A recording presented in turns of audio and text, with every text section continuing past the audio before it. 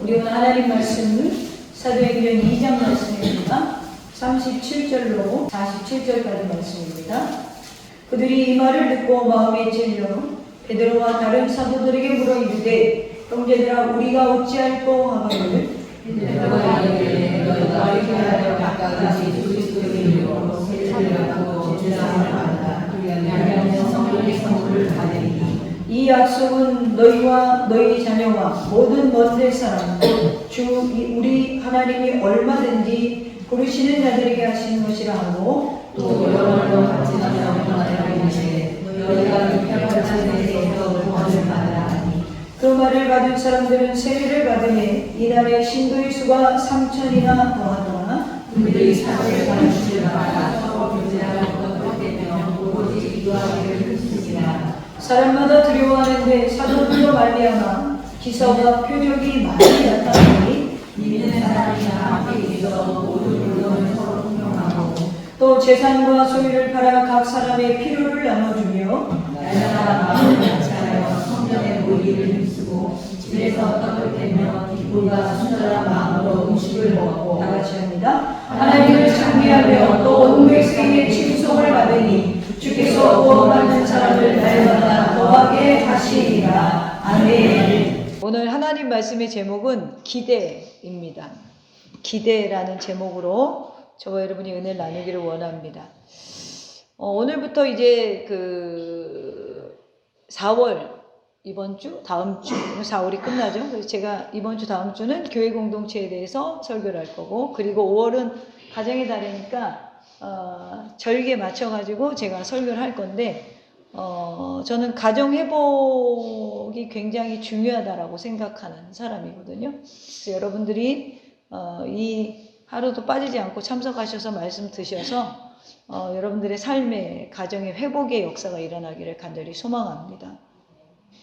이렇게 삶과 가정을 떼어놓을 수 없듯이 우리 그리스도인들은 삶과 교회를 떼어놓을 수가 없어요. 그래서 가정 같은 교회, 교회 같은 가정을 만들어가는 우리 더샘교회 지체들이 되어지기를 주님의 이름으로 축원합니다. 제가 얼마 전에 목회자 모임을 가졌는데 코로나 시대 이후에 교회들이 참 어렵잖아요. 그래서 어떻게 하면 교회를 살리고 부흥시킬까 굉장히 고민이 지금 목회자들이 많아요. 교회 성도들이 많이 지금 가장 많이 어디로 갔냐면 카톨릭이랑 원불교로 갔어요. 네, 그래서 슬픈 현실이죠. 네, 그래서 개신교회가 사실은 굉장히 쉽지 않은 그런 어떤 세상에 우리가 살아가고 있습니다. 그래서 어떤 분들은 성경 공부를 하면 부흥이 되더라.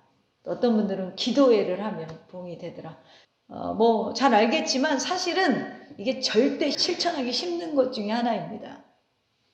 그래서 따로 성경 공부하는 것보다 제 개인적인 생각은 이제 주일에 함께 모일 때 성경 공부를 하면 좋을 것 같고, 또 따로 기도하는 것보다 공적인 예배에 충분히 기도 시간을 가지면 좋을 것 같고, 될 수 있으면 저는 여러분들이 신앙이 성장해서 여러분들이 집에 있을 때 또 인생의 크고 작은 답답한 일을 만났을 때 홀로 여러분들이 교회에 나와서 기도할 수 있는 그런 성도들이 되었으면 좋겠다 꿈꾸고 있습니다.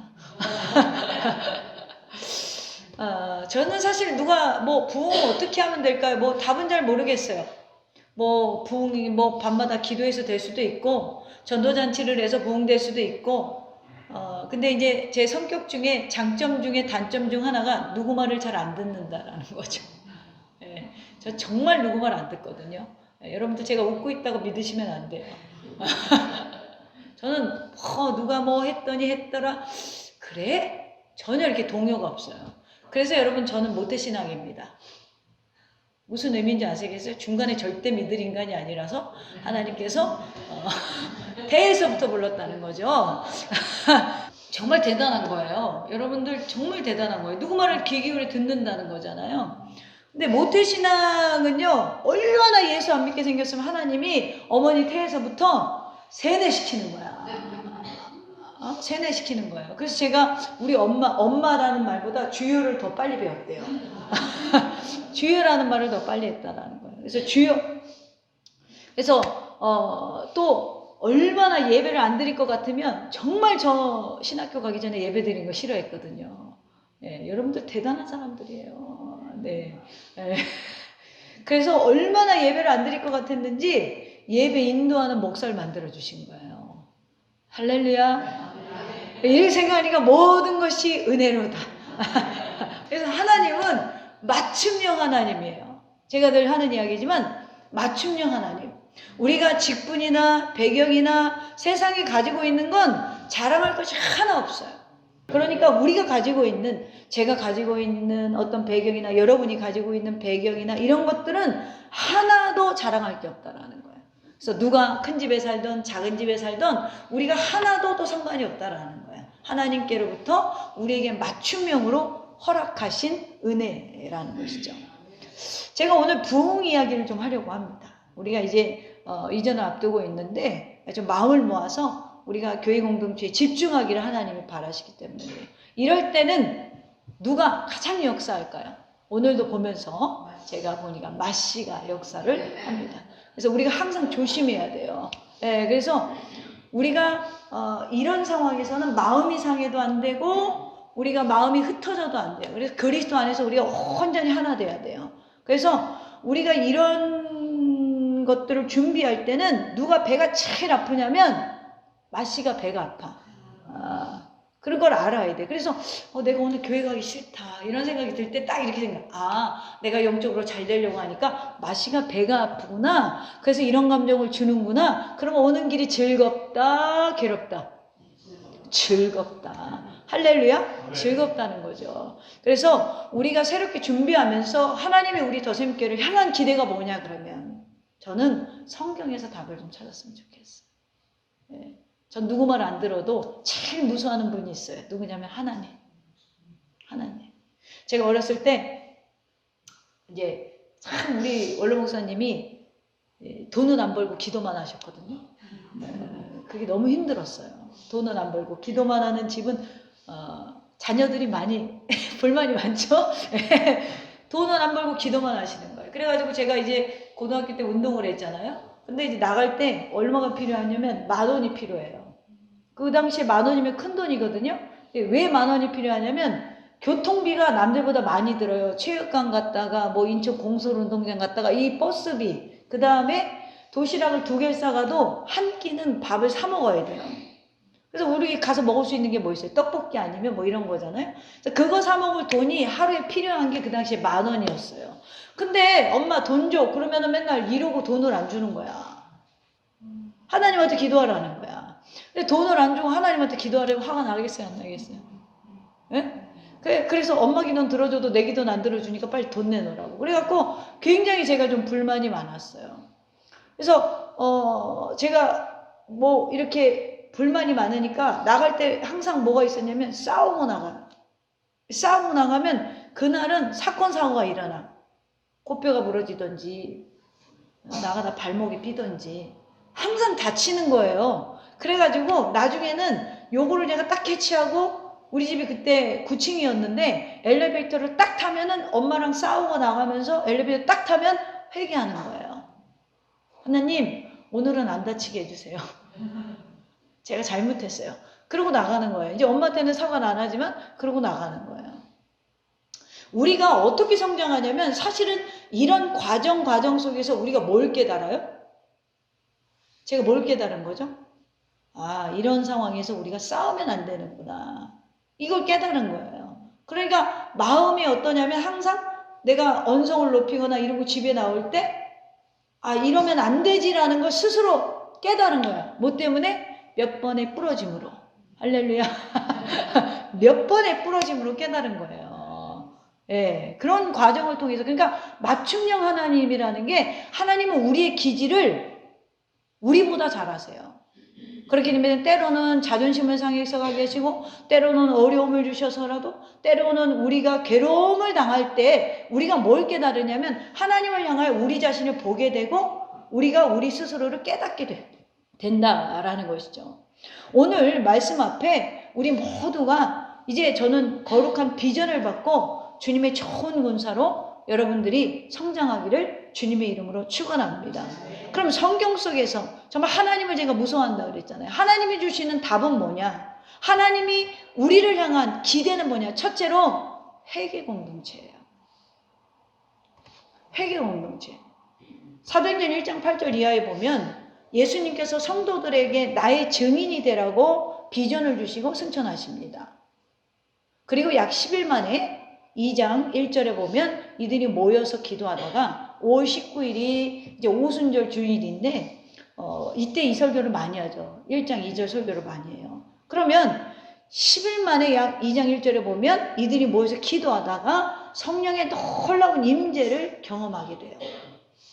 그때 어떤 역사가 일어나냐면 요엘서 2장 28절에 보면 그 후에 내가 내 영을 만민에게 부어주리니 너희 자녀들이 장래일을 말할 것이며 너희 늙은이는 꿈을 꾸며 너희 젊은이는 이상을 볼 것이며. 그러니까 요엘서의 예언이 오순절 마가의 나락방에 임했던 거예요. 그래서 영이 만민에게 성령이 부어지니까 자녀들이 방언을 하게 되고 신비한 예언을 하게 되고 이런 성령의 각종 은사들이 나타났단 말이에요. 이 말씀이 신약시대에 와서 그대로 이루어진 거예요. 이렇게 성령이 충만해지자 베드로가 뜨거운 감정을 주체하지 못하고 그 유명한 오순절 설교를 하게 됩니다. 그 설교 내용의 핵심이 뭐예요? 예수께서 너희들이 십자가에 못 박은 예수께서 부활하시고 승천하셔서 하나님 보좌 우편에서 통치를 시작하셨다. 이렇게 설교를 합니다. 그래서 오늘 말씀은 그 설교를 들은 사람들의 반응과 초대교회 성도들이 살았던 삶의 모습이 그대로 적용된 거예요. 적용을 했더니 47절 한번 볼까요? 끝에 보니까 하나님을 찬미하며 또 온 백성의 칭송을 받으니 주께서 구원받는 사람을 날마다 더하게 하시니라. 할렐루야. 앞에서 어떻게 했더니 주께서 직접 초대교회를 부흥케 하셨다는 거예요. 저는 우리 교회도 이런 역사가 일어나기를 주님의 이름으로 축원합니다. 사람이 하는 게 아니라 하나님이 하신다는 거죠. 그럼 어떻게 하면 하나님이 우리 교회에 이런 은혜를 주신다? 첫째는 회개 공동체가 된다는 거예요. 이 초대교회 설교 오순절에 베드로의 너희가 십자가에 못 박은 예수가 부활하시고 승천하셔서 하나님 보좌 우편에 앉아서 통치를 시작하셨다. 이 말씀을 들은 사람들이 반응이 37절에 뭐라고 합니까? 그들이 이 말을 듣고 그 말씀을 들었다는 거예요. 마음에 찔려 베드로와 다른 사도들에게 물어 이르되 형제들아 우리가 어찌할꼬 하거늘. 말씀을 듣다가 자신들이 뭔 줄 알았다는 거예요? 죄인인지 알았다는 거예요. 그러니까 어떻게 해야 구원을 받느냐? 우리가 어찌할 거 이게 그냥 단순하게 묻는 게 아니에요. 김광현 목사한테 와서 목사님 우리가 어떻게 해야 구원을 받을까요? 이렇게 묻는 게 아니라 이 사람들이 정말 애원하는 감정으로 물어봤다라는 거예요. 여기서 찔려 헬라어는 카타리소라는 단어인데 진짜로 느끼는 고통을 말하는 거예요. 모질게 괴롭히고 난폭하게 찌르고 예리하게 마음에 아픔을 준다. 이게 회개라는 거예요. 이것이 베드로의 설교를 듣는 마음에 예리한 아픔을 줬다라는 거예요. 어떤 아픔일까요, 이 사람들? 여러분, 초대교회가 어디로부터 시작됐죠? 대부분 사람들이 이방인으로부터 시작됐다고 생각해요. 아니에요. 초대교회 맨 처음에 세운 교회 지역이 어디예요? 예루살렘이에요. 그죠? 그 다음에 안디옥 교회잖아요. 예루살렘 교회예요. 그럼 예루살렘에 누가 살았어요? 대부분 유대인이 살았어요. 그러니까 초대교회의 12사도는 어느 출신이에요? 유대교 출신이에요. 그러니까 유대인으로서 개종한 사람들이 소수지만 120명이 모여서 기도하다가 오순절의 역사를 경험한 거예요. 그러니까 초대교회의 최초의 사람들, 설교를 듣는 사람들은 누구겠어요? 이방인보다는 유대인이 많았어요. 그 유대인이 왜 이게 굉장히 찔릴까요? 설교 듣고 나니까, 성령 받고 나니까 자기들이 죽인 사람이 하나님의 아들이에요. 그토록 기다리는 어제나 오늘이나 밤이나 낮이나 기다렸던 메시아를 자신들의 손으로 죽였다는 걸 알게 됐어요. 여러분 마음이 얼마나 아팠겠어요. 우리가 말씀 듣고 그냥 그래 맞아 내가 죄인이야 이런 수준이 아니란 말이에요. 정말 찔리는 거야 이 사람들. 정말 아픈 거야. 왜요? 정말 꿈에 그리던 그분을 못 알아봤잖아요. 너무너무 괴로웠던 거예요. 그래서 그 감정으로 와서 베드로에게 묻는 거예요. 우리가 어떻게 해야 지금이라도 구원받을 수 있습니까? 그래서 여기에 물어 이르되 이 원어의 레오라는 단어는 쏟아낸다는 거예요. 다 토로했다라는 거예요. 내가 정말 이 말씀을 듣고 너무너무 아파서 사도들 앞에서 이 감정을 다 쏟아냈다는 거예요. 우리 너무너무 잘못했어요. 우리 너무너무 마음이 아파요. 어떻게 하면 좋겠어요. 하나님이 원하는 건 여러분 우리가 말씀을 들었을 때 단순하게 위로받고 그냥 가는 게 아니에요. 여러분의 심령이 뒤집어지는 거예요. 뒤집어져서 그 말씀으로 여러분들이 인생을 재창조하고 여러분들의 인생의 방향을 전환하는 걸 원하신다라는 거예요. 내가 편안하려고 예수를 믿었는데 여러분 말씀을 들을수록 편안한가요? 부담감이 될 때가 있어요. 거룩한 부담. 하나님은 이걸 원한다는 거예요. 그러니까 여러분 우리가 찾는 부담감이라는 게 뭐예요? 내가 육신으로 좀 편한 걸 찾는다는 거예요. 근데 하나님은 그게 아니라는 거야. 거룩한 부담을 느끼시기를 축원합니다. 하나님은 우리가 말씀을 듣고 그 말씀에 비춰서 우리가 우리 자신을 보기를 원한다는 거예요. 그래서 우리 안에 하나님을 닮지 못한 부분을 회복시키는 거예요. 하나님이 우리를 어디까지 회복하기를 원하세요? 하나님의 형상을 회복하기를 원하잖아요. 그리스도의 장성한 분량에 이르기를 원하잖아요. 씨앗을 심었으면 자라야 되는 거예요. 만약에 이 난이 심었는데 그냥 있어. 그럼 이게 꽃을 필 수가 있어요? 필 수가 없는 거예요. 꽃이 피도록 자라기를 원하시는 거예요. 그리스도의 향기를 바라고 그리스도의 성품이 나오고 그리스도의 모습이 우리의 삶을 통하여 나타나길 원한다는 거예요. 근데 우리는 그냥 씨로 있을래요. 밤이나 낮이나 씨로 있겠나이다. 그러니까 거친 환경이 싫은 거야. 그러니까 하나님이 어디를 몰아요? 여러분을 광야로 내보는 거예요. 광야로. 여러분 우리가요 현대사회는 마음이 잔잔하고 편한 걸 좋아해요. 그런데 하나님이 원하는 건 우리가 말씀 앞에서 뒤집어지는 거예요. 할렐루야. 그래서 여러분이 삶의 방향이 전환되는 거예요. 그러니까 왜 이게 여러분 우리가 회개하는 게 부담스럽냐면 회개 개념을 잘 몰라서 그래요. 죄가 뭐냐면 죄의 개념은 이런 거예요. 하나님이 쉽게 말하면 지금 제가 꼭 제주도 가면 하는 게 있어요. 사격이랑 활 쏘는 거예요. 저 그런 거 되게 좋아하거든요. 예전에 송도에 가면 딱 한 군데 실탄 사격장이 있었어요.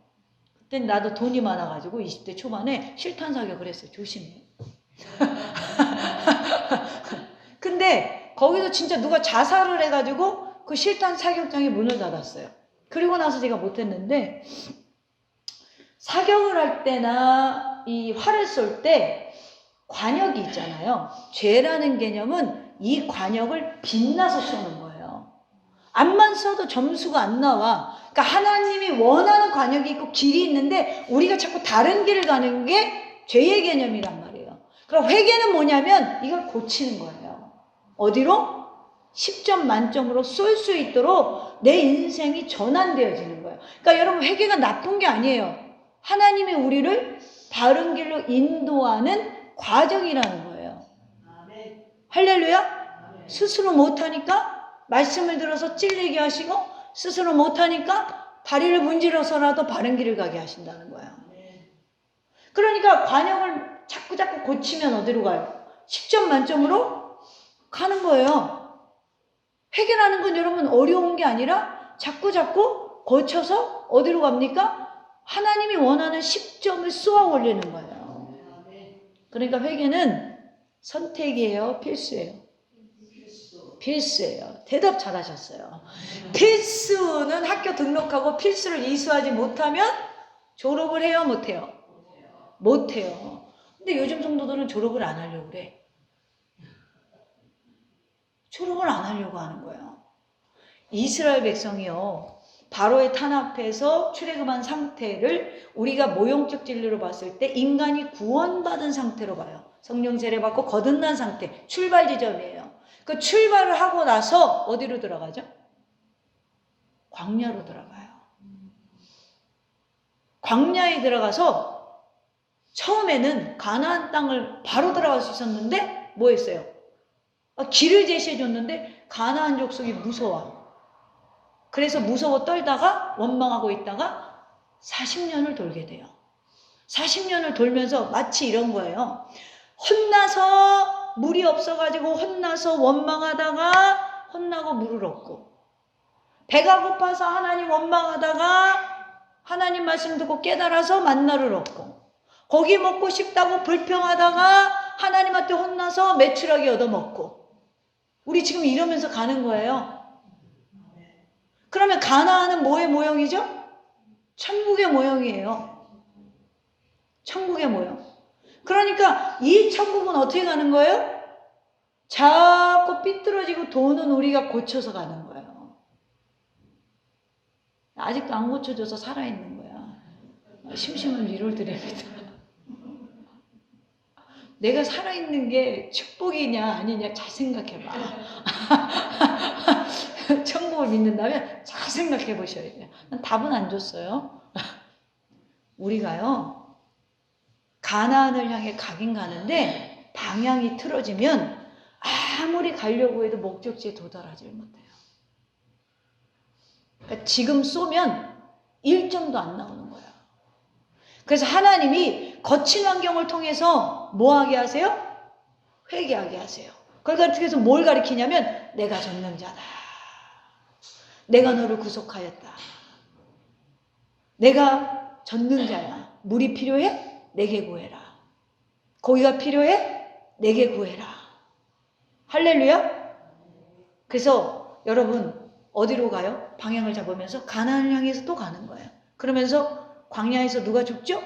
옛사람은 죽고, 거기서 새롭게 태어난 신세대만 가나안 땅을 정복하는 그런 그 모형적 진리는 뭐예요? 광야에서 태어난 자들, 거듭난 자, 성령 세례 받은 자, 다시 태어난 자는 가나안을 정복하게 돼요. 할렐루야? 그러므로 사랑하는 성도 여러분, 회개는 피하는 게 아니라 적극적으로 하셔야 돼요.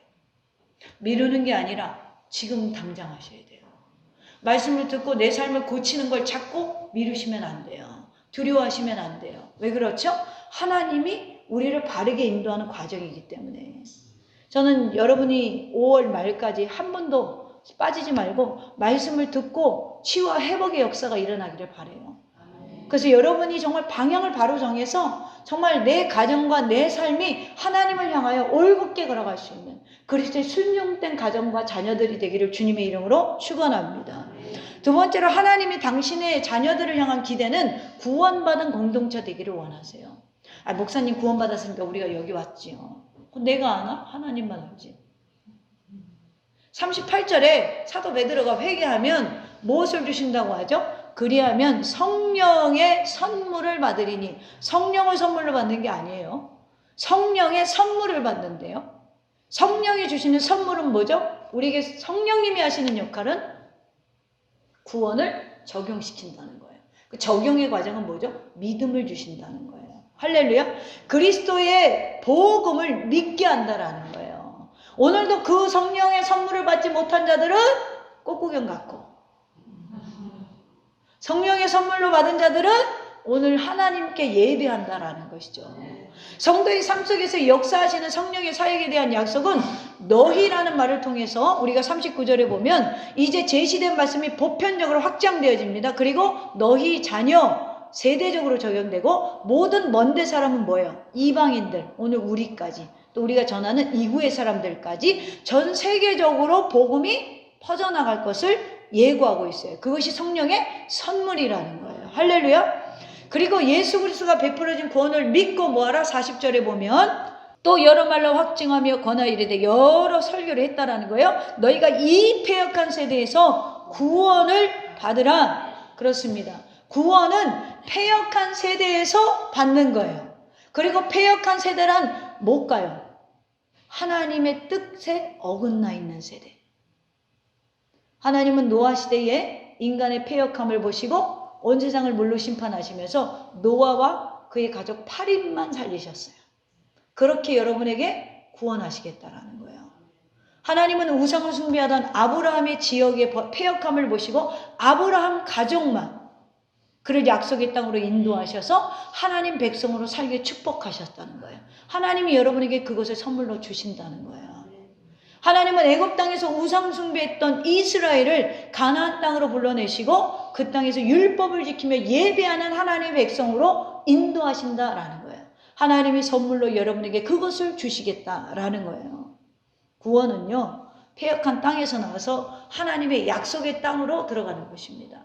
그런데 오늘날 들려오는 거짓 복음은 패역한 세대에서 잘 먹고 잘 사는 것이 복음이라는 거예요. 잘 들으셔야 돼요, 여러분. 마치 인간이 선악과를 따먹고 하나님처럼 될 것처럼 속인 것처럼 우리가 이 땅에서 영원할 것이라고 마귀는 오늘도 우리에게 속삭이는 거예요. 그래서 진짜 복은 잘 먹고 잘 사는 거야. 잘 자고, 잘 먹고, 잘 싸고. 이게 복이야. 성경 여러분 잘 보세요. 성경에서 말하는 복음은 패역한 세대에서 나오는 거예요. 여러분 세상에서 우리 이렇게 말하잖아요. 악하다. 정말 세상 말세다. 그런데 우리는 여기가 좋사오니. 지금 여러분 마귀가요 복음을 가장해서 우리의 복음의 본질을 뭐예요? 흐트러놔요. 예수님이 이 땅에 오셔서 가장 많이 한 설교가 하나님 나라에 관한 얘기인데 하나님 나라에 관한 얘기 잘 안 하고 땅에서 어떻게 하면 잘 먹을까, 잘 살까, 돈 버는 비법, 돈을 정복하라. 이런 책은 잘 팔려. 그게 복음이라고 그러고 있어요. 여러분 깨어 있으셔야 돼요. 바로 보고 바로 들을 수 있는 영적인 감각이 열리기를 주님의 이름으로 축원합니다. 마지막으로 세 번째로 하나님이 당신의 자녀들을 향한 기대는 성령 충만한 공동체. 자, 이제 성령이 충만해지니까 초대교회 안에 어떤 역사가 일어나냐면 그 내용이 42절로 47절 내용입니다. 회개하고 구원받아 성령이 충만한 성도들의 모습이 뭐예요? 그냥 읽기만 해도 여기에는 뭐가 있어요? 믿음과 사랑이 넘치는 공동체. 성령의 특징 중 가장 큰 것이 뭐냐면 믿음과 사랑이에요. 믿음과 사랑을 지키고 지탱할 수 있는 힘이 뭐냐? 성령님이라는 거예요. 그래서 고린도전서 13장에 가보면 사랑의 속성을 열거할 때 맨 처음 나온 게 뭐예요? 우리가 사랑을 지키려면 가장 먼저 오는 속성이 뭐냐면 오래 참고. 그러니까 오래 참는 능력은 내가 아니라 누가 주신다? 성령님이 주신다는 거예요. 이제부터는 성령을 의지해서 오래 참는 거예요. 그러니까 우리 신앙 공동체 안에서 나를 힘들게 하는 사람들이 있는데 그 사람을 사랑할 수 있는 힘은 누가 주신다? 성령님이 주신다. 형제여 서로 사랑하자. 우리 서로 사랑하자. 할렐루야. 우리 서로 사랑하자. 주님의 계명 지켜 힘써서 사랑하자. 주님의 계명을 지키는데 어떤 행위가 동반돼야 돼요? 힘써서 사랑하자. 이 힘써서 사랑할 때는 오래 참음부터 시작해야 된다. 제가 요즘에 링컨 차를 타는 변호사인가? 미드를 보거든요. 저는 한국 드라마 잘 안 봐요. 왜 미드를 그냥 계속 틀어놓는다 그랬잖아요. 영어 공부를 안 하니까 그냥 틀어놓는 거야. 그냥 이렇게 오다 가다 들으려고. 근데 제가 거기에서 하나 은혜되는 대목이 있었어요. 뭐냐면 뭐 어떤 변호사가 죽었는데 제 이름들은 기억이 안 나고 새로 부임 그 사무소에 부임한 사람이 먼저 사람이 이렇게 붙여놓은 걸 보니까 내가 여기까지 온 비결은 침묵이다. 침묵. 입을 다문 거라는 거야. 자기가 여기까지 이룬 이유는 침묵이라는 거예요. 근데 그 대목이 저한테는 마음에 탁 오는 거예요. 목회자한테 되게 필요한 게 뭐냐면 때로는 침묵이거든요.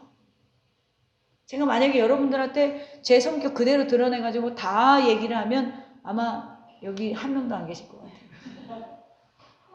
몰라서가 아니라 모른 척하는 게 되게 많거든요. 그러니까 우리가 오래 참는 능력을 성령님 의지하지 않고는 침묵이 잘 안 돼요. 저는 여러분들이 사랑을 실천할 때 누구를 만나든지 오래 참음이 됐으면 좋겠어요. 누구를 의지해서? 성령을 의지해서. 내 힘으로는 안 돼요. 그러니까 여러분 원수를 사랑하는 걸 내 힘으로 하려니까 안 돼. 예? 주님은 너무나 고맙게도 땡큐하게 집안에 원수를 두셨잖아. 집안에 원수를 두셨어. 예. 그러니까 뭐예요? 오래 참음이 필요하다는 거야. 오늘 본문에 보면요. 초대교회 모습의 특징 중 42절에 사도의 가르침을 받고 교제하고 그랬더니 뭐 했어요? 여기 떡을 떼고는 성찬을 말하는 거거든요. 그리고 나서 오로지 기도했대요. 오로지 기도했더니 43절에 뭐예요? 사람마다 두려워한대요. 두려워하는 이유는 뭐죠? 기사와 표적이 많이 나타났다. 그러니까 여러분 천국의 능력을 맛보는 통로는 기도밖에 없다라고 제가 분명히 이야기했어요. 그거 맛보기 싫으면 기도 안 하셔도 됩니다. 맛보고 싶으면 기도하셔야 돼요. 그리고 여러분 우리가 거룩함에 이르는 공동체 연합은요. 신앙을 지키기 위해서 하나님의 모든 것들을 허락한다라는 걸 알아야 돼요. 우리가 교회를 이전하는 데 있어서도 이 과정을 통해서 하나님이 원하는 건 우리 공동체가 단단해지는 거지 교회가 커지는 데 목적이 있는 게 아니에요. 여러분들 정확히 아셔야 된다는 하나님이 우리에게 원하는 건 교회가 더 단단해지는 거예요. 또 한 번의 업그레이드로 말미암아 하나님이 우리에게 원하는 건 외적인 성장도 있지만 하나님이 우리에게 원하시는 것, 개개인에게 원하시는 건 더 신앙을 지키기 위한 공동체 연합이라는 거예요. 목적을 잃으면 안 돼요. 우리가 기본을 놓고 다른 걸 할 수는 없는 거거든요. 그러니까 강력한 성령으로 모두가 하나됨이 필요되었을 때 강력한 능력이 나타나니까 세상 사람들에게 초대교회가 두려움의 존재가 되는 거예요. 여러분 초대교회가 어떤 상황이었어요? 로마의 핍박을 받았습니다. 유대 종교자들의 핍박을 받았습니다. 그러니까 맨날 사도들은 끌려가고 매맞고 그러니까 교인들이 뭐예요? 오로지 기도할 수밖에 없는 거예요. 그랬더니 뭐가 나타나요? 기사와 표적이 나타나는 거예요. 그러니까 무성들에게 뭐예요? 사람들에게 두려움 존재가 돼서 쉽게 건드릴 수 없는 존재가 되는 거예요. 하나님의 보호 방법이었다라는 거예요. 또 다른 한편의 초대교회의 모습은 뭐죠? 선한 영향력이 있었다는 거예요. 그럼에도 불구하고 44절에 보면 물건을 서로 통용하고 공동번역에 보면 믿는 사람은 모두 함께 지내며 그들의 모든 것을 공동 소유로 내놓고 예배 시간만 끝나면 내빼는 사람들 문제 있어요? 없어요? 있어요. 성경 그렇게 얘기하고 있지 않거든요. 45절에 보면 소유의 필요를 따라 나눠주고 46절에 보면 성전에 모이기 힘쓰고 집에서 떡을 떼며 되게 재밌잖아요. 이게 삶의 현장에서 나타난다는 거예요. 자, 42절에 사도의 가르침을 받아 서로 교제하고 떡을 떼며 이거는 여러분 성전에서 우리가 성전의 모임과 집의 모임의 차이점이 있습니다. 42절과 46절의 모습이 좀 달라요. 42절의 성전의 모임은 성전은 히에로스, 거룩한 모임은 보다 더 거룩한 모임이라는 거예요. 왜요? 사도들에게 말씀을 배우는 시간. 지금 우리가 성전에 모여서 이렇게 하나님께로부터 나오는 말씀을 듣고 드리는 예배. 그러면 집에서 모임은 뭘까요? 훨씬 더 친밀하고 삶이 드러나는 모임이었다는 거예요. 요즘 말로 소그룹이었다는 거예요. 그래서 이 소그룹 속에서 사람이 만나고 사람이 서로 향하는 교제가 있었다라는 거예요. 그러니까 초대교회는 어떤 모습이 있었냐면 집에서 카타오이코스 집집마다 돌아다니며 모였다는 거예요. 성도들이 넓은 공간이 있는 집을 택해서 하루씩 돌아가면서 모여서 이 집 저 집 돌아다니며 모임을 갖고 교제했어요. 근데 우리처럼 말이 앞서는 시대가 아니라 이 시대는 뭐 했어요? 떡을 떼고 뭐 했다? 오로지 기도했다라는 거예요. 사랑하는 성도 여러분, 어떤 신학자가 이런 말을 했어요. 교제가 없는 교회는 공연장과 같다. 공연장의 특징이 뭐죠? 우리가 뮤지컬이나 영화를 볼 때 다 같이 보는데 나는 저게 하나도 안 웃긴데 옆에서 막 웃는 거야. 왜 저래? 난 하나도 안 슬픈데 옆에서 막 울어. 그러다가 끝나고 다 그냥 가요. 교회는 이런 모습이 있으면 된다, 안 된다? 안 된다는 거야. 저 사람 왜 울지? 저 사람 왜 마음이 아파 보이지 오늘? 왜 좀 고독해 보이지? 관심을 갖고 아우 성도님 오늘 저랑 데이트할래요? 차 한잔 마실까요? 이런 사랑의 교제가 있어야 된다는 거예요. 그러다 보면 성령이가 나올 거 아니에요. 그래요? 그러면 그거 제가 알았으니까 기도할게요. 우리 같이 기도합시다. 손을 잡고 기도해주고 좀 이런 수준 높은 모임을 가져야 돼요. 할렐루야. 수준 높은 모임을 가져야 돼요. 그랬더니 여러분 47절에 그 순전한 마음으로 모여 음식을 먹었더니 하나님을 찬미하고 온 백성이 칭송을 받고 주께서 구원받는 사람을 날마다 뭐 했더라? 더하게 하셨더라. 하나님이 원하는 모습. 하나님이 원하는 모습. 공동번역 46절에 보면 이렇게 번역되어 있어요. 그리고 한 마음이 되어 날마다 열심히 성전에 모였으며 집집마다 돌아가며 같이 빵을 나누고 순전한 마음으로 기쁘게 음식을 함께 먹으며. 할렐루야. 우리가요 교회 교제 혹은 전도는요 조심해야 되는 게 있어요. 전도하실 때도 내가 좋은 모임이 아니라 주님이 좋은 모임을 만드셔야 돼요. 그게 걱정되니까 나 없이 모임을 가지면 난 걱정이 돼. 내가 좋은 모임을 만들까 봐. 여러분 주님이 좋은 모임을 만드세요. 담임 목사 없어도 성령님 거기 계시잖아요. 주님이 주인공 되는 모임이어야 된다는. 사람이 좋아지면 목적을 잃기 쉽습니다. 그래서 교회 교제는 믿지 않는 사람들과 구별되는 목적의식이 분명히 있어야 돼요. 성령으로 모이고 성령님으로 역사하고 성령님을 가지고 우리 안에 소유하고 흩어지는. 저는 상담하거나 사람들을 만나서 교제할 때 가끔 막 이렇게 대화하다가 막 머리가 뜨거워지고 등줄기가 막 뜨거워질 때가 있어요. 왜 그러냐면 그 대화 속에서 성령이 역사하기 때문에 그래요. 그래서 막 뜨거워서 막 숨이 차요. 막 부어주셔가지고 내가 대화 속에서 비전을 받게 되고 그분에게 비전을 나눠주고 그 말에 응답을 받게 되고 이게 여러분 교제 속에 있어요. 저는 우리 더생교회 성도들이 모이기만 하면 이런 역사가 일어나길 주님의 이름으로 축원합니다. 그런 교회는 주님이 부흥시킨다. 그런 은혜가 있기를 주님의 이름으로 축원합니다.